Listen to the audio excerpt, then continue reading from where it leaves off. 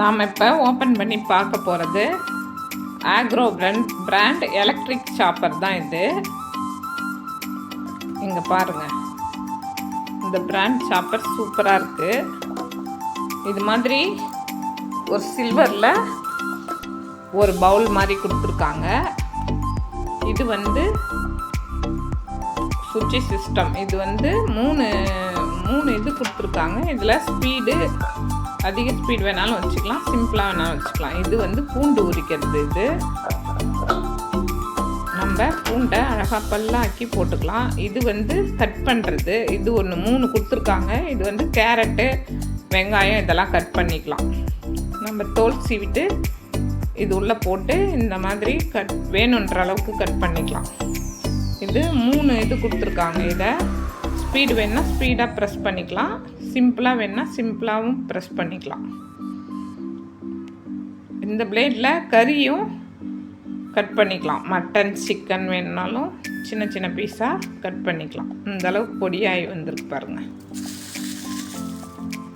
எல்லா காயுமே கட் பண்ணிக்கலாம். இதில் பூண்டு நம்ம இந்த மாதிரி போட்டு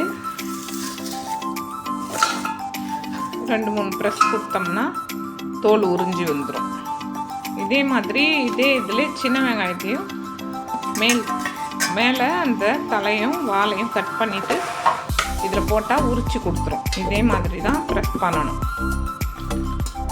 இது வேலைக்கு போகிற பெண்களுக்கெலாம் சூப்பராக இருக்கும். இந்த மாதிரி மிஷின் வாங்கி வச்சுக்கலாம். தனியாக இருக்கிற எல்லாம் ஊற்றி வச்சுக்கலாம். இந்த ஊற்றி கட் பண்ணிக்கலாம். சூப்பராக இருக்கும். சில்வர்லேயே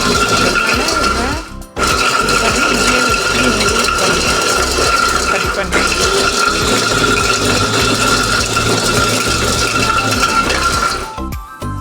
பூண்டு இது பாருங்கள், இந்த அளவுக்கு தோல் போயிடுது. அழகாக எடுத்து நம்ம இஞ்சி பூண்டு பேஸ்ட் அரைச்சிக்கலாம். எதுக்கு வேணுமோ போட்டு எடுத்து நம்ம யூஸ் பண்ணிக்கலாம். பெரிய வெங்காயத்தையும் நம்ம தோலை உரிச்சிட்டு இதில் போட்டு கட் பண்ணி எடுத்துக்கலாம். பொடியாக வேணுன்னா ஃபாஸ்ட்டாக வச்சா பொடியாக வரும், ஸ்லோவாக வச்சா சிம்பிளாக வருது. இந்த பிராண்டு சூப்பராக இருக்குது.